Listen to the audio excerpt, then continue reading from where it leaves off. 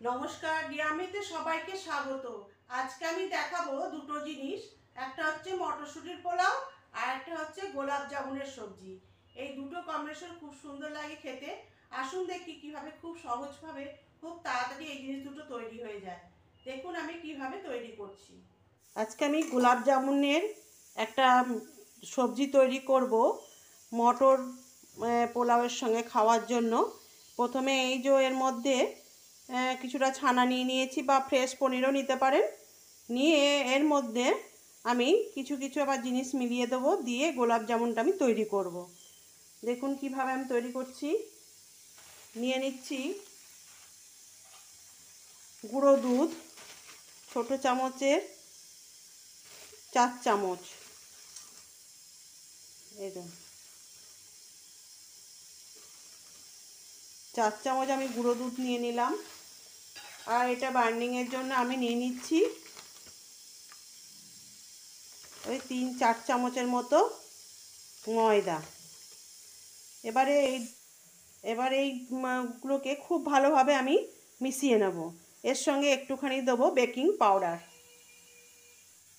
একটু দিয়ে দিলাম। এবার এটাকে আমি ভালো করে মেখে নেব।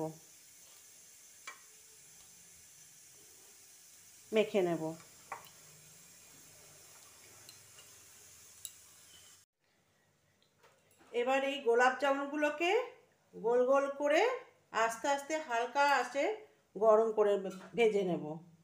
এইভাবে একদম হালকা গরম হলেই, তেলটা হালকা গরম হলেই এগুলোকে ভেজে নিতে হবে। আরেকটা বাটিতে আমি দুধ নিয়ে নিয়েছি, দুধটা হালকা গরম করে নিচ্ছি। এই দুধটার মধ্যে এগুলো ভেজে ভেজে এর মধ্যে রেখে দেবো। এটাই যে দেখুন এইভাবে লাল লাল করে ভাজা হয়ে গেছে। এরপরে এগুলোকে আমি এই দুধের মধ্যে ছেড়ে দেব।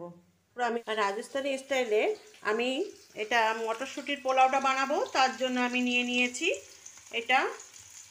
এই যে আলুটা ভেজে নিচ্ছি। এরপর আমি মশলাপাতি ভেজে তারপরে আমি চালটা আমি সেদ্ধ করে রেখে দিয়েছি। এরপর ওই চাল এই মশলাপাতি দিয়ে আমি মিশিয়ে নেব। আমি একে একে সব দেখাবো।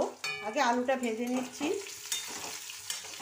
এই মটরশুঁটির পোলাওয়ের জন্য পেঁয়াজও প্রথমে একটুখানি লাল লাল করে ভেজে নিতে হবে। কিছু পেঁয়াজ লাল লাল করে ভেজে নেব, কিছু পেঁয়াজ আবার সবজির সাথে এই মশলার সাথে আবার মিশিয়ে নেব। মটরশুঁটির পোলাওয়ের জন্য পেঁয়াজ দিয়ে কিছুক্ষণ নেড়ে চেড়ে আমি মটরশুঁটিগুলো দিয়ে দিয়েছি। এবার আমি দিয়ে দেব আদা রসুন বাটা। আর আদা রসুন বাটা দিয়ে দিলাম। মটরগুলো একটু ভালো করে সেদ্ধ হয়ে যাবে।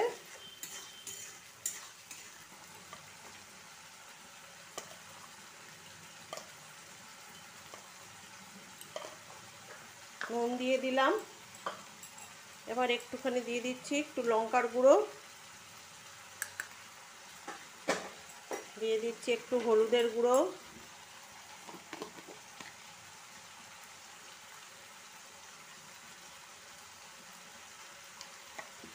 এবার দিয়ে দেব একটুখানি টমেটো কুচি, দেবো একটুখানি।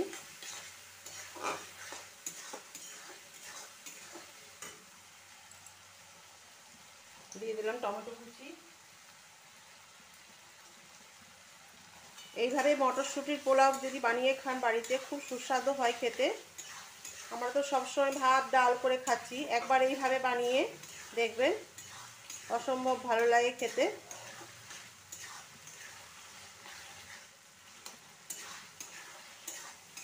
ভালো করে এটা কষিয়ে নেব। আর একটুখানি দিয়ে দেবো দই।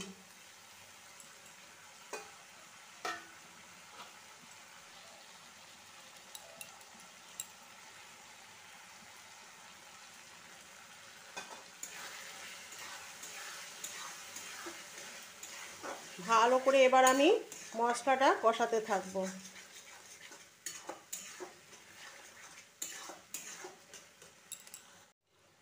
এবার এর মধ্যে আমি যে গাঁটিগুলো বানিয়ে রেখেছিলাম আগের থেকে, এগুলো দিয়ে দিলাম এর মধ্যে। আর দিয়ে দিচ্ছি আলুগুলোও, যেগুলো ভেজে রেখেছি সেগুলো সব দিয়ে দিলাম। এগুলো ভালো করে মশলার সাথে কষিয়ে নেব। পেঁয়াজের ভাজাগুলো দেব পরে।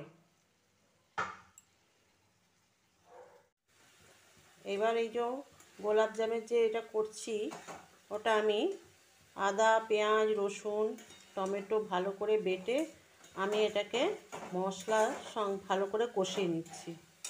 এর মধ্যে কিছুটা কাসুরি মেথি দিয়ে দিচ্ছি, দিয়ে ভালো করে আবারও কষাতে থাকবো যতক্ষণ না তেল ছেড়ে আসছে। এরপর এর মধ্যে আমি দিয়ে দেবো দই। খানিকটা দই দিয়ে দিলাম। দই দেওয়ার সময় আঁচটা একবারে কমিয়ে দেবো।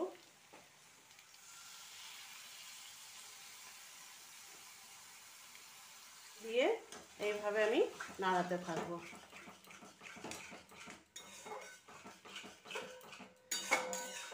এবার ভালো করে কষিয়ে নেব। একদম নাড়ানো বন্ধ করা চলবে না। এর মধ্যে দিয়ে দিচ্ছি, এটা তেলের মধ্যে দিয়ে দিলে আরো ভালো হতো।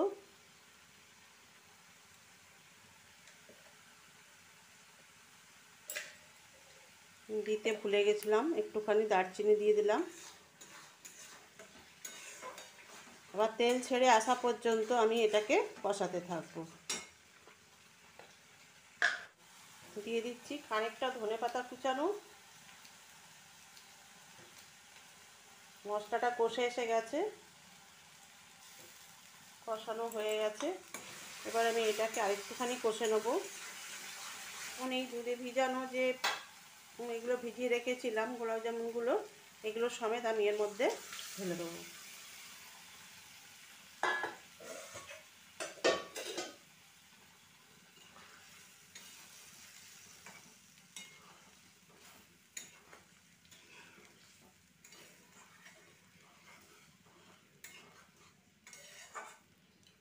ধনেপাতা কুচানো দিয়ে দিলাম।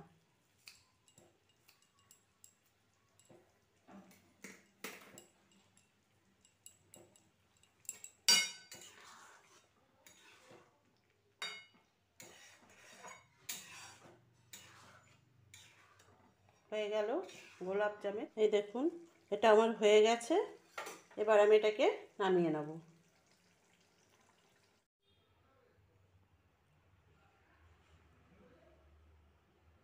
এই দেখুন গোলাপ জামের তরকারি, মটরশুঁটির পোলাও আর গোলাপ জামুনের তরকারি। এই দেখুন অসম্ভব স্বাদ হয়। একবার আপনারা বাড়িতে খেয়ে দেখুন এটা কত ভালো লাগে। রেসিপিটি ভালো লাগলে একটা লাইক শেয়ার করবেন।